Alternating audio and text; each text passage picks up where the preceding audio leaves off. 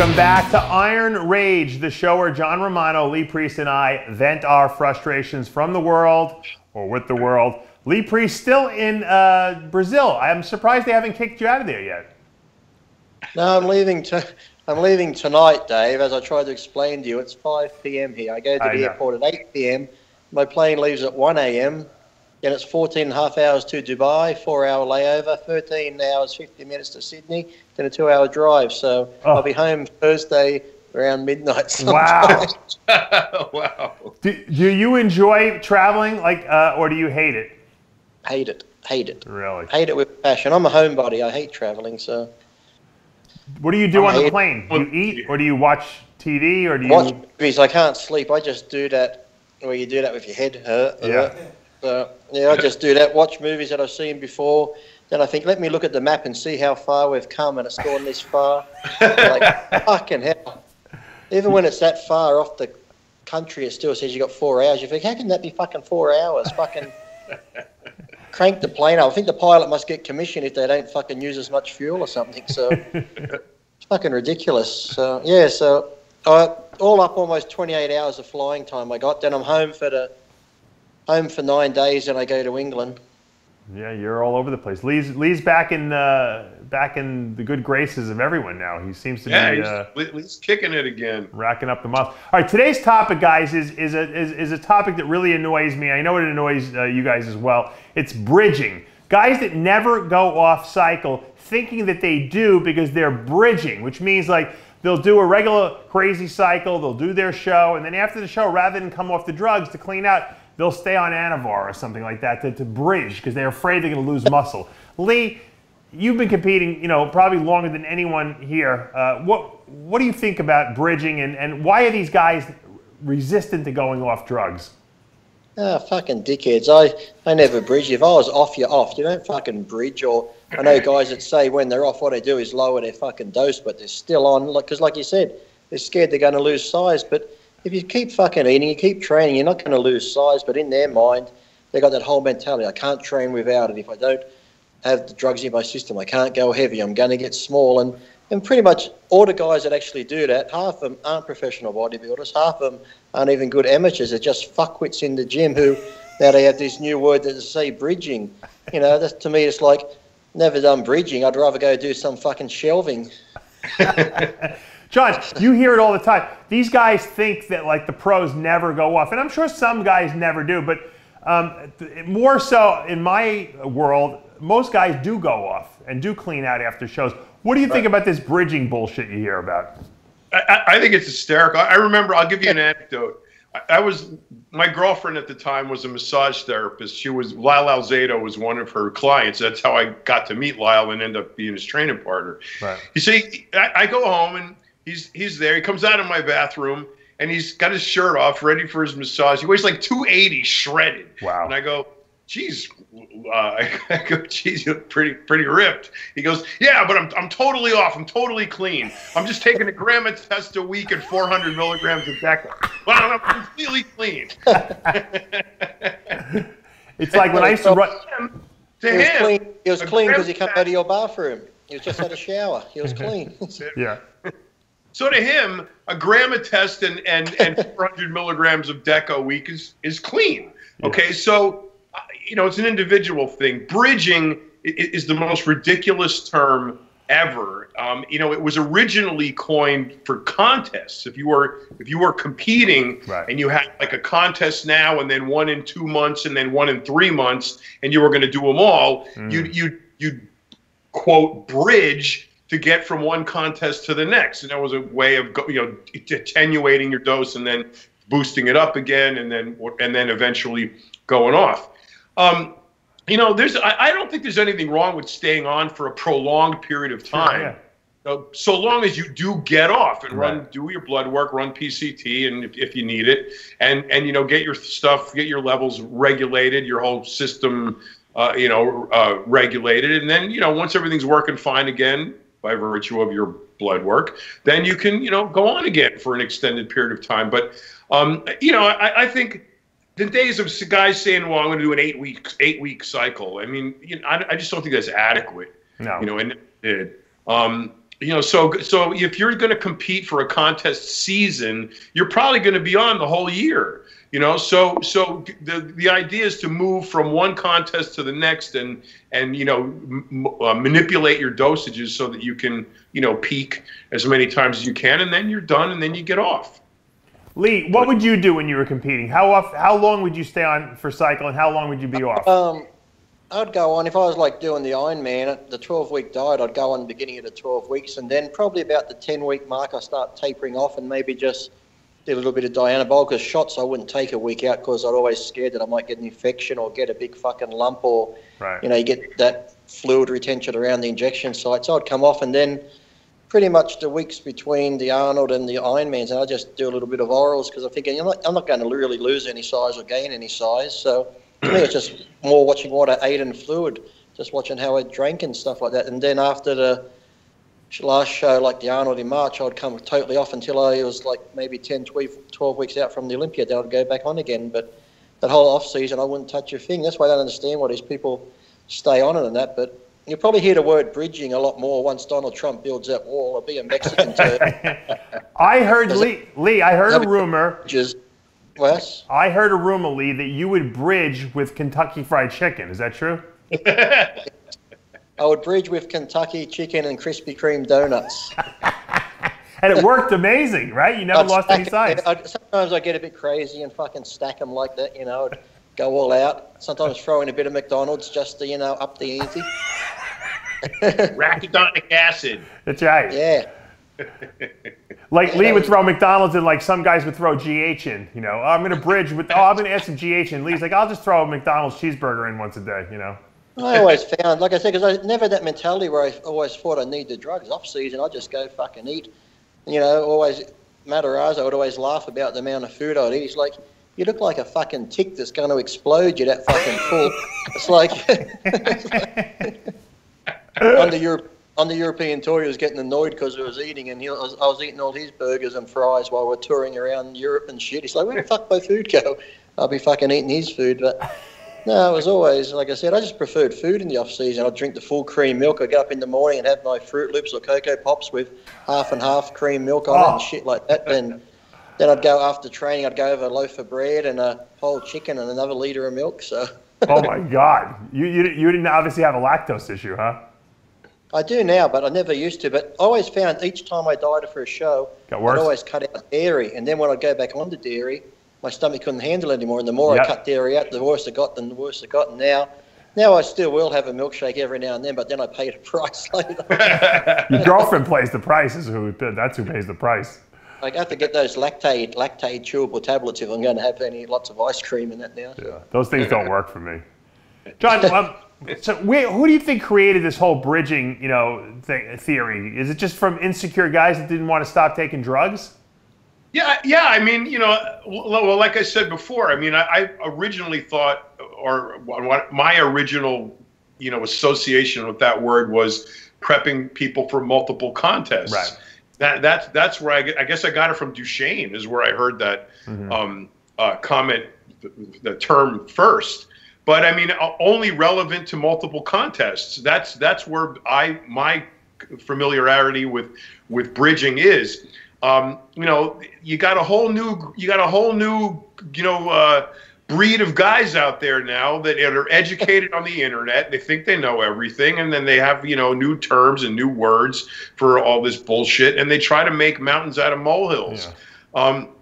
Competing for a contest and doing drugs for bodybuilding is not that complicated, evinced by the fact that bodybuilders can do it. Yeah. So it's not that big a thing. No, what are you saying, John? What are you saying? Exactly that. So, bridging is probably moved from what its original term was I've never heard of it used the term, and now it's perverted. I've never heard of it till Dave just fucking mentioned it, so I must be living under a rock. I think I heard politicians use it saying we're going to bridge the gap. We're going to bridge the gap between upper class and lower class, but I've never fucking heard of it in bodybuilding, so I'm really out of the loop. I mustn't be up on all this fucking shit. I guess it's like I was saying to Flex today when I get these emails and people are like, Lee, what macros are you on and this and that? And I'm an endomorph, an ectomorph body type. I'm like, I don't give a fuck what fucking body type you are, you dickhead. How about you go to the gym, fucking eat and train and see what happens? Fucking hell. They're getting so scientific, it's like, fuck me dead. Exactly. So even people say when they come up to me, Lee, I know you're sponsored by Black Skull. What's in those products? I said, do I look like a fucking scientist? I said, most fucking bodybuilders, all they want to know is, does it work and if it tastes good? If it tastes good and it works, who the fuck gives a shit what's in it? When I go to a restaurant, I don't ask the chef how he fucking cooks it or what spices he uses or any fucking thing else. If it tastes good, I fucking eat it. Fucking hell. You get these fucking YouTube wankers now that are just fucking full of shit. I'll You know, the guys who bridge, do bridging, John, are the same guys who reverse diet at the same time, right? That's another good term. Even Dave saying that, guys that bridge, sounds like a fuckwit. You know the one I like, it goes with bridging is refeeding. Refeeding, refeeding. So it's like when you ate, you're going to eat again, so you're refeeding. And you're going to reverse diet, John. What isn't that like a contradiction in terms? Yeah, reverse diet. You mean you're going to get fat? You're going to get fat, right? Exactly. And they say, what sort of foods, Lee? When you bulk up, Lee, what sort of foods do you eat? What sort of diet do you have? That's bulking up, you dickhead. You fucking eat anything, for fuck's sake. Fucking hell. I was like, oh, you're doing a dirty bulk. No, I'm not doing a dirty bulk. I'm just eating food, you dickhead. I'm eating food that I enjoy. If it's fucking McDonald's, Chinese, if it's steak, if it's salad, I don't give a fuck a dirty bulk. Fucking hell. It's like I said, just look at the people that use these words, macros, refeed, everything else. None of them have accomplished pretty much anything at all. They're just internet fucking trolls and warriors that sit there with these new words coming out of their vocabulary. It's like, fuck off. Get to the gym and train, for fuck's sake. Yeah, so I had a client who asked me if he should track his macros. And I said, we are tracking your macros. That's the diet I gave you, is your macros are tracked. I did it for you. So he goes, I think we ought to track them. And I go, oh, okay, you can track them. He goes, but what are macros? Yeah, sure. You can track your macros. Go fucking eat on the train line, you dickhead. Sit on the fucking tracks and hopefully a train will hit you. The problem is that guys are using this terminology now to sound intelligent, like they know what they're talking about, and they know more than the people who don't know what these terms mean. So, I must have to hire these people to learn what the terminology means. When, in fact, these people are just making it sound complicated to confuse people and to make them feel insecure about what they're doing. I mean, it's a marketing ploy, is really what it is. Now, getting back to the original topic of bridging, there's a health factor here we have to address, because if you never go off drugs, your body never detoxifies itself, your liver is always under stress, and it's funny because the one thing that guys usually bridge their cycles with are orals, like Anavar or Winstrol tabs, and I'm like, that's the stupidest thing to bridge your cycle with, because you're taking more toxic, compounds. It's, nothing like bridging with an apple on 50. Yeah. Right, exactly. Let's bridge with halotestin and anadrol. Yeah, I think that's a great idea. It's the guys that I think, Dave, you brought up this point. Lee definitely did with the YouTube wankers. It is them. They're the ones. They're the ones who say things like Slin instead of insulin, right, and VAR instead of Anavar, and what are you running instead of what are you taking, and they get this whole machination of like these cool new words that they're doing, and you look at them and they're like 130 pounds, full of zits, they can't lift anything right, and it's like, oh, but they got these slick words for everything, so they sound like they know what they're talking about, but to me it's just all disgusting. Like I said, they've never stepped on a stage at all, half of them. So it's just like, and they just sit there and they'll judge everybody else that has, and they're like, oh, the shit they come up with, I don't get it anymore. I'm about making things as simple and easy as possible. As soon as I see complexity being added to some kind of a program or diet or drug cycle, I'm like, this person doesn't know what they're talking about, because that's camouflage for them trying to sound more intelligent than they really are. If you're smart, you should be able to make things completely simple. I think Einstein said that, right? Einstein said that. I gave a guy a program once. He wanted a training fig for a contest, training diet. Then he asked me about the gear. I said, well, I'm not really into it. I can show you what I've sort of done. So he paid me and I sent it to him. And he wrote back, he goes, is that it? I said, yeah, that's it. What do you mean? He goes, that's very fucking basic. I thought it would have been more in depth than that. I'm like, what the fuck do you expect? That's fucking training, dieting, and a little bit of gear. Well, I want more. I said, do you want your money back? He said, no, don't worry about it. But he got all pissed off because he thought it was going to be this big scientific fucking secret program from fucking Chernobyl, a nuclear power plant, that he fucking, when it was only this basic program, he's like, oh, that's it? I was like, what the fuck? What are we expecting? He goes, I thought you pros did more than that. I'm like, well, surprise, surprise. Lee, what are you going to bridge with over this long flight you're taking back to Australia? Peanuts. He's going to put a drip line of peanut butter into himself. You get 6 of them in one of those little envelopes. Yeah. I'm not sure. I know you normally get dinner on a flight and breakfast and stuff, but I'm not sure at 1:25 a.m. what meal I fall into on my refeed. They cheat you. No, they cheat you. They don't feed you when it's like a red-eye flight like that. You'll get nothing. Right. You better buy food. Have Marcelo get you some food. So what's the technical word for like fasting till I get the refeed in the morning? Intermittent fasting. That's the new coin term. That's called, intermittent fasting. Ah, so I'll be intermittent fasting on the plane until I get the refeed in the morning. And you can only eat keto during your intermittent. That's right. And then when you land, you can eat a lot of carbs. That's right. Okay. Vino Viagra. Have some Vino Viagra on the plane. The fruit of the gods. Lee, ask for a Malbec. Yeah, I know you'll like it. It's fruity. You'd like to sit near me. You'd like to sit near me to join the Mile High Club, wouldn't you? How your glutes on the flight, man? Yeah, he's crazy. Someone was just telling me a story. I'm trying to think who. Someone texted me a story about the fact that, you remember there was at the Night of Champions back in the day, there was always some gay guy who held like a party after the Night of Champions? Who was that? I don't know who it was, but I knew it was there. A lot of guys went. I never got invited. The only gay guy I met at the Night of Champions, he's actually a nice guy. Him and his partner owned that Serendipity's ice cream place restaurant in New York. Oh, really? And every time I went there, he'd invite me and your blonde down. I'd get these biggest fucking ice cream sundaes. It's called Serendipity's. It was a great place. Yeah, he was a nice gay guy, but it was a nice way to bridge after the show. Yeah, he wasn't gay like him wanting anything from me, but he made me these nice sundaes, unless there was some special fucking whipped cream on top that I didn't know about. It was in the ice cream. Yeah, he's like, you're probably having a laugh in the kitchen. They're fucking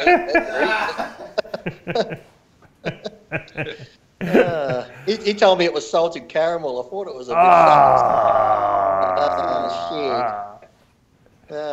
Lee, what about you? But you had Ted Dixon out there in California, didn't you?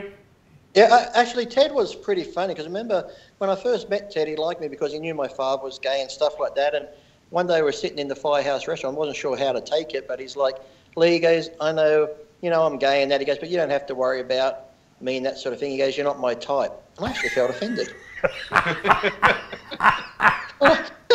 What was his type? He liked the big burly guys, right? I think, the guy that he was living with was, what was his name? That big personal trainer there. Ray. Ray? Yeah. Big Ray, looked like a big farm boy and that. Yeah, so, but that wasn't his type. So I guess, he goes, I see you more as like a son because I know your father's gay. So I'm like, oh, you're like my adopted gay father, right? He died, right? Around. Did he die? I don't know. I think he died. Someone told me Ted died, yeah. A number of years back. Died? I think he had HIV. I think he was HIV. A lot of them did. Yeah. He was a good guy though. He was, he was a little weird, but he was a good guy. Do you remember the other guy that used to be out there? What was his name? He was George Zachary. Remember George Zachary? Yep. I don't remember him though. He used to carry his donut around with him because I think he had hemorrhoids. He used to always take his donut with him to the firehouse to sit on. But he only ever liked the dark-skinned guys. He only ever went after the dark-skinned ones. That's why he had hemorrhoids, right? Yep. George Zachary. I remember George. He'd always be out there looking at the boys. There was some crew of weirdos around in those days. The best ones, though, were the schmoes that would just hang out there to see the girls and take photos. You talk about snivelling-looking weirdos, sweaty palm fuckers with cameras. Oh, my God. And they all look the same. You could put them all in the same bus, and they would look like they came from the same camp. You know, it was a big schmo, but it was actually quite likable, and you talk to him. Well, it was old Jerry Fredericks. Yep. Yeah. Oh, I didn't know he was a schmo. He was a schmo? Oh, yeah. Oh my God. He'd be getting fucking wood just looking at the girls in the gym with his little fucking camera, making it a click, fucking. He took some good pictures. I got some good pictures from Jerry. He was Artie Zeller's sidekick. Yeah, I was going to say, yeah, he was always beside Artie. Artie would be taking the proper photos, and Jerry was just there, like, salivating. That's exactly right. All those photographers loved Lee, too, right, John? They loved him. Oh, yeah. Oh, yeah. From Irv Gelb to... But you say that though, but none ever hit on me. You know, no, they just like to admire you, your physique. Lee, who was that guy named Lacey Rich, who had supposedly these compromising photos of Arnold and Joe Weider, and I heard that, but I don't think I ever met him. But that's why I was getting annoyed, because as Ted Dixon said, I'm not his type. The whole time I was in California, I never got offered gay for pay once. Really? So I don't know. Yeah, never. And I used to always say, fuck, if I got offered, I'd fucking do a story about it. I wouldn't give a shit. I'd fucking write about it. If it was a fucking training, they looked hot enough, they could suck my dick. I'd be like, this doesn't matter. I thought they would have loved you, Lee, because you were like you were like a pretty boy back in the day. The only thing that happened was this one guy, I'm not sure I told you a story. He wrote to me once saying, we'd go do, like video pumping your arm up. I said, no, I don't do that sort of thing. He goes, well, I want to watch you train. I said, well, fuck, I train at the public gym. If you want to go into a gym, you'll see me training. It would have been weeks later, there was this guy in World Gym, and as John knows, it's always just the regulars at World Gym, but one day there's this guy I'd never seen before, and I'm training, he's just watching me, thinking, this is a bit weird. Just when I was about to leave, he comes over and goes, hi, Lee, my name's, I can't remember what his name was, I'm the one that wrote to you. And then I said, oh, yeah, hi. He goes, oh, thanks for letting me watch you train. I said, I didn't let you watch me train. I said, it's a public gym, you just watched. He goes, oh, well, here you go. And he gave me $1,000. What? Wow. Yeah. As I was walking out the gym, he goes, where are you going now? So I'm going to the firehouse. He goes, can I come and eat with you? I said, I don't care. So when we had breakfast, he paid for it. Then he goes, here's another $300 for letting me eat with you. I said, well, if you want to know, mate, tomorrow I'm doing chest. Let's go and do a back if you want to fucking come back and watch me again. I thought I might have made out, but he did write back to me probably about a few weeks later saying, oh, if I come and watch you again, would you take $700? I said, no, mate, my price is Say, look, you should have told him I need to bridge between the cycles. But the thing was, though, he did tell me his whole life story. He was some lawyer, big rich lawyer, married lawyer from Los Angeles with wife and kids and shit. I should have done some gay shit and fucking blackmailed the cunt. Yeah, but you know what, John, what isn't the big story with a lot of these gay guys that they say they're married with kids and they really don't? Right? Yeah, that's a bullshit story. The wife is a beard. Yeah. Yeah. the real person lives in the shadows, And LA is famous for that. Yeah. Yeah, but apart from that, that's the only time that never got emails for it. I never got emails for dirty underwear, posing trunks, none of that shit. Wow. I guess the gay guys don't find you that attractively. But the thing was, I know, but I had it like, a lot of them would come talk to me because when I do my interviews and talk about my gay father and this sort of thing and understanding, not judging them, because back in the day still people sort of didn't like gays much, but to me I guess they thought, oh, he likes us, so, well, whatever. But you weren't big enough for those guys, Lee. You weren't burly enough for these guys. Right. I know, I must have had that look that I wanted. No, now that you're now that you got the tattoos and everything like that, they might be into you, and the facial hair. I'm too old now. That's true. They like the young guys. You're right. Yeah. All right. Well, the moral of today's story is bridging. Nobody loves me. No one loves Lee. The moral of the story is... Here's the thing about bridging. If you're a bodybuilder and you feel like you need to bridge, you should probably just go find one and jump off of one. That would say the same thing. Much better for you. That's right. And on those wise words, there's really nothing else to say other than if you want to give money to anyone, Lee is open to allow you to watch him train. His price is $1,000 plus $300 for lunch afterwards. Exactly. And Lee, don't lose too much muscle on your intermittent fast back to Australia.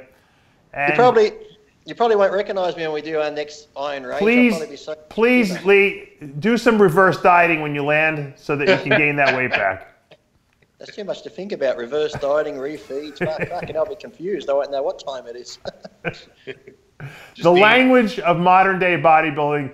Let's shoot it and put it out of its misery. I'm Dave Palumbo with John Romano and Lee Priest for another episode of Iron Rage.